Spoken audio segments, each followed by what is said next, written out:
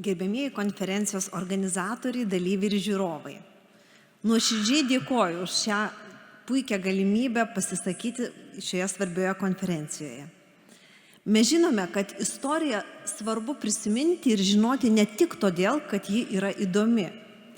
Istorija yra svarbi, reikšminga, suvokiant ir kuriant dabartį bei ateitį. Mes žinome, kaip be šaknų neauga joks medis, tai be atminties negyvuoja jokia tauta. Ir klausimas, kuo svarbus XIX amžiaus lietuvių kalbos gynėjai, knygnešiai, XX amžiaus disidentai, katalikų bažnyčios kronikos leidėjai, šių dienų žmogui besiblaškančiam vartotojiškumo, moralinio relativizmo ir globalaus pasaulio piliečio iliuzijų liūne yra ne retorinis, bet sakyčiau egzistencinis. Ir todėl savo pranešimui pasirinkau temą – tikėjimo, sąžinės ir žodžio laisvė kaip tapatybės sąlyga. Juk kai pažvelgiame į savo praeitį, visuomet regime ne tik ginkluotą pasipriešinimą, bet ir didžiulės milžiniškas pastangas išsaugoti lietuvių kalbą, tikėjimą, papročius bei tradicijas. Ir kiekvienas laikotarpis yra paženklintas skirtingais iššūkiais. Carinės priespaudos metais, kai buvo intensyviai vykdoma rusifikacija, svarbiausia buvo išsaugoti lietuvybę. Sovietmečiu, kai komunistinė ideologija užsimojo iš esmės sunaikinti katalikybę ir įdiegti ateizmą, reikėjo išlaikyti tikėjimą. Ir šiandienos pasaulis irgi nėra pasaulis be išbandymų. Įsigalint nutildymo arba dar vadinamai cancel kultūrai, paprastas tiesos sakymas apie žmogų neretai tampa didžiulės drąsos reikalaujančių veiksmų. Ir kodėl taip svarbu savo tapatybę išsaugoti, mano akimis bene vaizdžiausiai pasakoja sovietmečiu kūręs kirgizų rašytojas Čingizas Aitmatovas. Jo kūrinyje ilga kaip šimtmečiai diena yra aprašyta legenda apie mankurtą, vergą, kuriam prievarta atimta atmintis. Ir tas mankurtas nežinodavo, kas jis, kur gimęs ir augęs, kuo vardu, neprisimindavo nei savo vaikystės ar tėvo ar motinos vardų. Jis tiesiog nesuvokdavo savęs kaip žmogiškos būtybės. Ir praradęs savoje aš supratimą, jis būdavo labai paklusnus savo ponui, savo šeimininkui. Nes vienintelis jo noras buvo patenkinti pilvo poreikius. Kitų rūpesčių mankurtas nežinojo, ir kiekvieną pavestą užduotį vykdydavo uoliai, atkakliai ir kryptingai. Lietuvių tauta, nepaisant abiejų sunkių ir ilgų okupacijų, carinės ir sovietinės priespaudos, represijų, netapo mankurtais, būtent knygnešių, aušrininkų, disidentų dėka. Ir todėl atėjus laikui laisvės sėklos sudygo ir mes turime valstybingumą kaip stebuklą.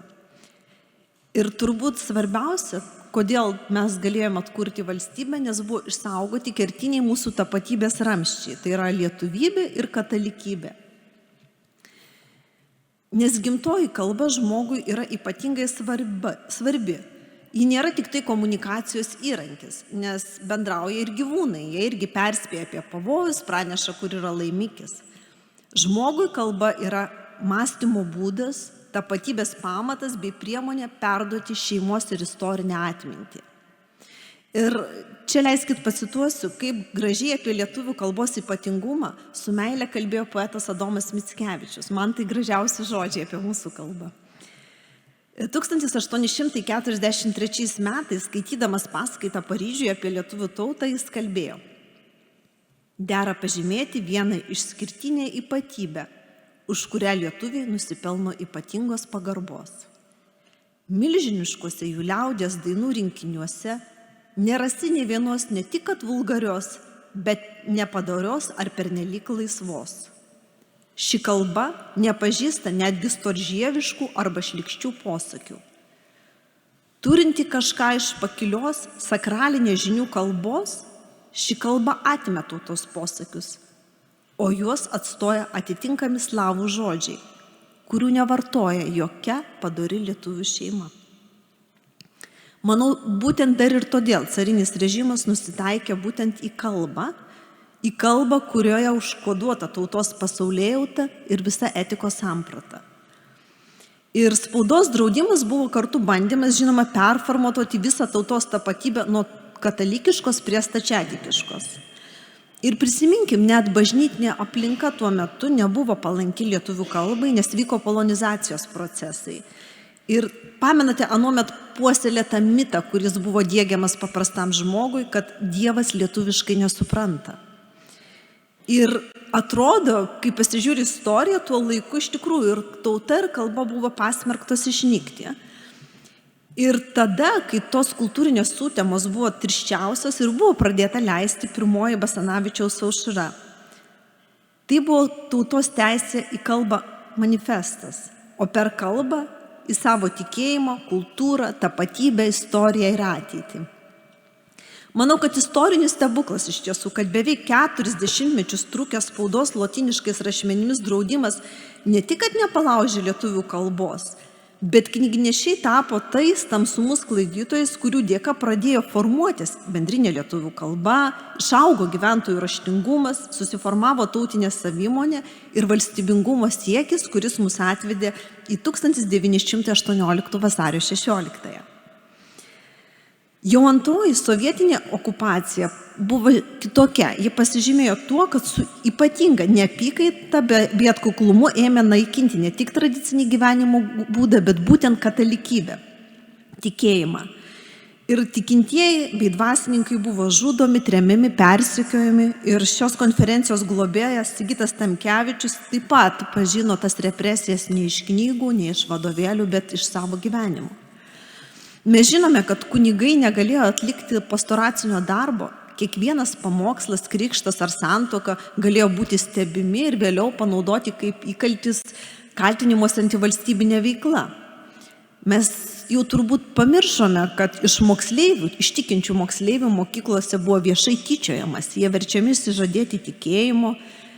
Buvo taip pat draudžiama ir vaikus mokyti tikėjimo tiesų, skaityti, platinti religinę literatūrą ir daugybė kunigų bei vienuolių už tai buvo nubausti bei įkalinti.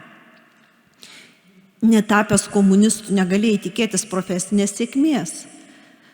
Privalėjai išsižadėti savo šaknų, savo tikėjimo, taigi ir tapatybės, tiesiog norėdamas bent šiek tiek geriau gyventi. Ir Lietuva vėl apgaubė ta ideologinė tamsa, tik šį kartą komunistinė.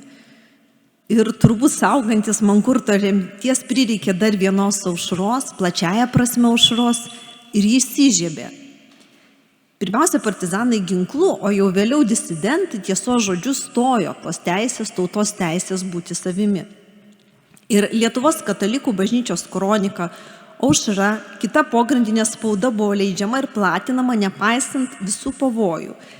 Ir tokie drąsūs ir kilnūs žmonės, kaip jau minėtas kunigas Lionginas Kunevičius, ar sesuo Nijolė Sadūnaitė, ar Petras Plumpa, būtent savo drąsa, savo darbais ir liudijo tą tiesą. Ir galima džiaugtis, kad jų veikla tikrai buvo labai vaisinga, nes atgavę nepriklausomybę išgyvenome ir žodžio, sąžinės ir tikėjimo laisvės metus. Lietuvių nei kalba, nei tikėjimas vis dėlto nebuvo sunaikinti. Ir šiandien, kai matome, kad lietuvių kalba jau tapo skaitmeninė kalba, jie prabyla dirbtinis intelektas, tai teikia vilties, kad technologiniai pokyčiai, laikmečio iššūkiai jos nepraris ir jis bus nemažiau aktuali bei funkcionali nei didžiosios pasaulio kalbos. Bet kartu matome, kad tam tikros ideologinės sutemos vis dėlto ryškėja ir mūsų dienų horizonte, kai neigiamos tapatybės perkonstruojamos ar dirbtinai kūriamos naujos. Arba trinamos ribos tarp gėrio ir blogio, tiesos ir melo. Jos nyksta ir tampa asmeninio patogumo arba pasirinkimo reikalu. Tuštėjančios bažnyčios tampa gerovė ir perteklijoje skendinčių vakarų realybė. Ir todėl mankurto metafora tai ne tik praeitį aiškinanti metafora. Manau, jis šiurpiai tinka ir šiandienai. Nes žmogus, kuris renkasi jau pats, niekieno neverčiamas nežinoti, atsisako savo šaknų, taip pat pavirsta tuo pačiu beasmeniu nemąstančių paklusnių vienetų, kuriam svarbiausia, kad būtų užtikrinti jo baziniai poreikiai ir pakaktų tik tai duonos ir reginių. Ir mes matome, kad komunistinė ideologija vėl atgimsta, tiesa, kitomis formomis, kaip idėja išlaisvinti žmogų iš šeimos, tautos, religijos. Padaryti tokį laisvą, kad jis taptų baltų, tuščių lapų ar statistinių vienetų. Ir matome, kaip kalbėjimas apie žmogų ir jo prigimtį tampa iššūkiu. Paminėsiu tik kelius, galbūt mums visiems labai žinomus ir nuskambėjusius pavyzdžius. Turbūt pamenate, kai buvęs švietimo ir mokslo ministras, turintis matematiko išsilavinimo, sako nežinas, kiek yra lyčių. Tai turbūt nėra jo gebėjimo skaičiuoti problema. Arba kai seniausio Lietuvoje Vilniaus universiteto darbuotojai parengė rekomendacijas, kurį žmonės rimtai siūloma kreiptis naujadarų žmoga. Tai turbūt nėra naujų daiktų ar reiškinių įvardyjimo būdas. Arba kai Santaros klinikų medikams nuleidžiamos oficialios bendravimo su pacientais gairės, kur nurodoma žodžius vyras ar žmona, keisti tokiais terminais kaip partneris, partnerė arba šeimos narys. Tai mes žinom, kad irgi nėra rūpestis pacientų sveikata ar medikų darbo sąlygų gerinimu. Tai yra socialinės inžinerijos ambicijos, kuriomis siekiama perkurti kalbą, o kartu žmogaus mąstyseną, jo mąstymą ir prioritetus. Bet aš manau, kad mes niekada negalim pamiršti, kad kiekvienas žmogus yra unikalus, sukurtas pagal Dievo paveikslą ir panašumą, ir kad tai nėra tik biblinė tiesa. Tai visos mūsų vakarų krikščioniškos civilizacijos pagrindas. Tos civilizacijos, kurioje mes buvome ir iš kurios, žodžiu, mūsų okupantai vis stengiasi patraukti. Tik ant tokio požiūrio ir galėjo formuoti šiuolaikinę žmogus teisių ir laisvių sampratą. Tačiau kartu žmogus nėra atomizuotas vienetas. Kiekvienas mūsų esame savo šeimos, giminės ir tautos dalis. Ir mūsų unikalumas yra tarsi nuostabiai sudėliota mozaika. Iš tėvų ir senelių paveldime tą informaciją, kuri įrašyta mūsų genuose, fizinius bruožus, temperamentą. Laikas ir vieta, kur gimėme, mus taip pat formuoja, kaip ir kalba, tikėjimas ir kultūra. Tai jungia žmonės, bet kartu išskiria iš kitų. Ir tai yra pamatai, ant kurių laikosi mūsų tapatybė. Ir kalbos draudimas buvo bandymas nutildyti tautą, o tikėjimo persekiojimas siekis atimti jos sielą. Tačiau neįmanoma išsaugoti nei kalbos, nei tikėjimo, bet tiesos apie žmogų, nes tautą ir valstybę kūrė žmonės, žinantis, kas jie yra, kas juos jungia ir kas juos skiria nuo kitų. Ir šiandien, kai sprendžiama, kuo taps žmogus kūrėjų ar resursų, asmenių ar priedėlių prie dirbtinio intelekto bei technologijų, manau, kad mums ir vėl reikia aušros.